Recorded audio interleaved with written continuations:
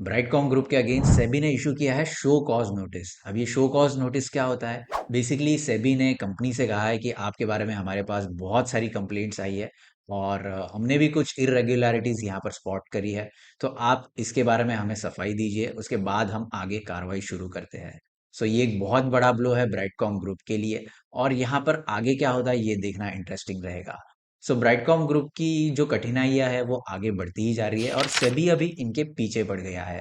तो यहाँ पर ये अच्छी बात नहीं है कंपनी के लिए। तो अभी नोटिस क्या आया है ये पहले देख लेते हैं और इसके बारे में और भी मेरी रिसर्च क्या फाइंडिंग्स रही है ये भी मैं आपको बताऊंगा इस वीडियो के अंदर।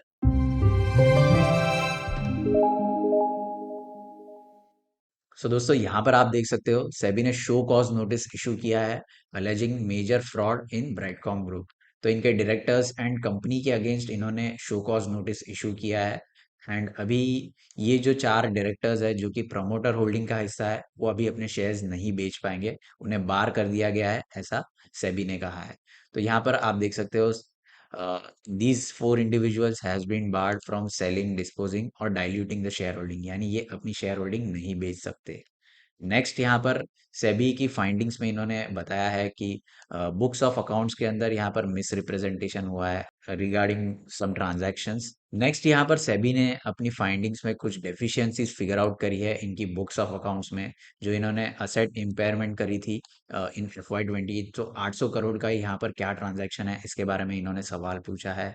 नेक्स्ट यहाँ पर सेबी ने इनकी जो अकाउंटिंग पॉलिसीज है उन्हें क्वेश्चन किया है, जिनकी वजह से इनका इनका ओवर कैपिटलाइजेशन हुआ, इनके जो प्रॉफिट्स है उनके अंदर इन्फ्लेशन आया, यानी इनके जो प्रॉफिट्स है ये बढ़ा चढ़ा कर दिखाए गए इसकी वजह से। तो ये अकाउंटिंग पॉलिसी क्या है इसके बारे में इन्होंने क्वेश्चन किया है। एंड सेबी ने ये भी कहा है कि ये जो स्केल ऑफ फ्रॉड है, यानी जो फ्रॉड हुआ है ये इंडीड एक बहुत बड़ा फ्रॉड है और इसके अंदर बहुत सारे बड़े ट्रांजैक्शंस इन्वॉल्व है।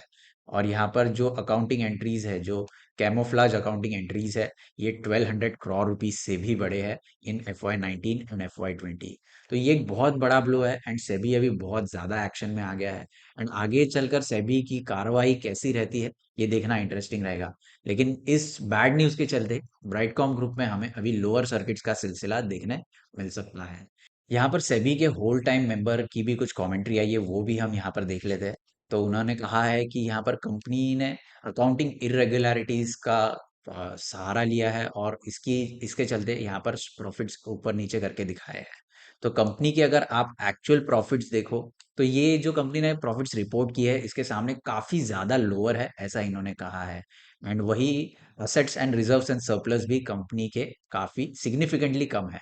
तो ये चीजें मैं आपको दोस्तों बार बार बताते आया हूँ कि कंपनी ने जो नंबर्स रिपोर्ट किए हैं उसमें कुछ ना कुछ कैच नजर आता है, कुछ ना कुछ ट्रिकी लगता है, ये आपको मैं हमेशा कहते आया हूँ। और यही चीजें अभी सेबी की फाइंडिंग्स में भी आ रही है। सो मुझे लगता है कि हम कहीं ना कहीं पर सही जा रहे थे। एंड हमने जो आपको पहले ही अलर्ट दिया था वो कहीं अभी आपको काम आता होगा। और आगे सेबी के मेंबर ने एक और चीज यहाँ पर ऐड की है कि कंपनी में जो प्रमोटर होल्डिंग है ये 2014 में अराउंड 40% के करीब थी, जो कि 2020 में कम होकर हो गई 13% की। एंड बाद में अभी ये 3.5% आ चुकी है इन 2022। यानी आप देख सकते हो प्रमोटर होल्डिंग ये कितनी तेजी से डिक्रीज हुई है। प्रमोटर होल्डिंग के बारे में सवाल मैं हमेशा उठाते आया हूँ और बहुत सारे लोगों ने इसे क्रिटिसाइज भी किया है, तो वो भी मैं आगे आपको एक्सप्लेन करूंगा कि वो चीज क्या है। सो यहाँ पर इनकी प्रमोटर होल्डिंग डिक्रीज हुई है। तो ये जो शेयर्स इन्होंने ऑफलोड किए हैं इसके बारे में भी यहाँ पर डिटेल्स मंगाई गई है। तो यहाँ पर ऐसा बताया गया है कि शेयर्स ऑफलोड किए गए थे हायर प्राइसेस पर। जब भी स्टॉक प्राइस ये आर्टिफिशियली ऊपर ले जाई गई थी तभी यहाँ पर शेयर्स ऑफलोड किए गए हैं। तो शेयर्स कब ऑफलोड किए गए हैं ये भी मैं आपको आगे बताऊंगा। तो ये चीज हो गई। तो ये जो शो कॉज नोटिस आया है इसके इसके अंदर जो इंपॉर्टेंट पॉइंट्स थे वो मैंने आपको एक्सप्लेन कर दिए। अब बात करते हैं प्रमोटर होल्डिंग की। तो दोस्तों अभी हम आ चुके हैं ब्राइटकॉम ग्रुप की प्रमोटर होल्डिंग देखने के लिए। मैं आपको ज्यादा डिटेल में नहीं बताऊंगा, एक सिंपल चीज मैंने जो नोटिस करी है वो मैं आपके साथ शेयर करता हूँ। तो यहाँ पर आप देख सकते हो मिस्टर सुरेश कुमार रेड्डी की प्रमोटर होल्डिंग ये 15% थी मार्च 2020 में। एंड वो डिक्रीज होकर दिसंबर 2022 तक हो गई 0.86%। लेकिन इसका मेजर कैच क्या है? मार्च 2020 के बाद इनकी शेयर होल्डिंग ये तेजी से डिक्रीज हुई है। तो यहाँ पर आप देख सकते हो सबसे पहला इन्होंने जून 2021 में मेजर चंक ऑफ शेयर्स बेचे, जब ये 14% से कम होकर 9% पर आ गए।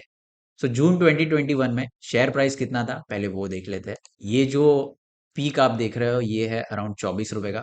तो 24 रुपए पर इन्होंने अपनी शेयर होल्डिंग ऑलमोस्ट आधी कर दी, 14% से 9% पर आ गई। उसके बाद में स्टॉक प्राइस नीचे आया। इनकी नेक्स्ट जो सेलिंग है दूसरी वाली, ये काफी इंटरेस्टिंग है, जहां पर इन्होंने शेयर सेल किए हैं एंड पॉसिबली यहाँ पर इन्होंने हायर लेवल्स पर शेयर सेल किए। तो यहाँ पर आप देख सकते हो दिसंबर से मार्च तक का जो क्वार्टर था उसके अंदर इन्होंने शेयर सेल किए, और तभी इसका शेयर प्राइस क्या था वो आप देखिए, काफी इंटरेस्टिंग है। तो ये पीरियड है जब भी जैन 2022 शुरू हो गया, जैन से लेकर मार्च तक ये जो पूरी सेलिंग है ये प्रमोटर सेलिंग है, और ये बहुत ही हायर लेवल्स पर है, 100 रुपीज से भी ऊपर के लेवल्स पर है। और स्टॉक आपको बता दूं, अभी स्टॉक प्राइस बोनस शेयर्स के साथ एडजस्ट हो गया है, तो स्टॉक प्राइस आधा हो गया है। लेकिन इन्होंने यही मुझे बताना था कि इनकी जो सेलिंग है ये काफी हायर लेवल्स पर आई है। और सबसे ऐसा कह सकते हैं कि जो लास्ट प्राइस था जो ब्राइटकॉम ग्रुप में कभी नहीं दिखा, वो प्राइस पर इन्होंने शायद सेल किए होंगे अपने शेयर्स। सो दोस्तों यही सारी चीजें मुझे लगता है कि रेगुलेटर की नजर में आ गई है, सेबी की नजर में आ गई है, और इसीलिए ये अभी इनके पीछे पड़ गए हैं। और दूसरी बात यहाँ पर एलएलपीज की है। तो बहुत सारे लोगों ने नीचे कमेंट किया था कि मिस्टर सुरेश कुमार रेड्डी ने शेयर्स नहीं बेचे हैं, एक्चुअली उन्होंने एलएलपी में ट्रांसफर किया है। तो यहाँ पर आप देख सकते हो कि एलएलपीज इन्होंने क्रिएट करी है। तो आराधना है, उसके बाद में सरिता कॉम सेल्स है, ये सब एलएलपीज है। उसके बाद में ये रेमंड नहीं है, कल्पना कॉम सेल्स एलएलपी है। तो ये सारे शेयर्स आपको एलएलपीज में दिख सकते हैं। सो एलएलपी का मेन कैच क्या है ये मैं आपको बता देता हूँ। यहाँ पर सेबी ने शो कॉज नोटिस जारी किया है। शो कॉज नोटिस किसके अगेंस्ट जारी किया है? तो ये जो इंडिविजुअल प्रमोटर्स है इनके अगेंस्ट शो कॉज नोटिस जारी किया है। एंड एलएलपीज के अगेंस्ट कोई नोटिस नहीं है। एलएलपी का मेन रीजन क्या होता है? एलएलपीज ये दो पार्टनर्स के बीच क्रिएट करी जाती है, एंड अगर एक पार्टनर कुछ रॉन्ग डूइंग कर रहा है तो दूसरा पार्टनर उसके लिए लायबल नहीं होता, वो अपने असेट्स को प्रोटेक्ट कर सकता है और अपने शेयर्स वो बेचकर कभी भी निकल जा सकता है, या फिर अपने असेट्स वो कैश इन कर सकता है। तो इसी रीजन के बलबूते पर मुझे ऐसा लगता है कि यहाँ पर इन्होंने एलएलपीज क्रिएट करी होंगी, एंड आगे चलकर इन्हें सेबी कोई प्रॉब्लम क्रिएट ना करे इनके लिए, इसीलिए ये एलएलपीज के अंदर इन्होंने शेयर्स ट्रांसफर किए होंगे। तो वो हमें खैर आगे चलकर पता चल जाएगा कि क्या यहाँ पर सीन है।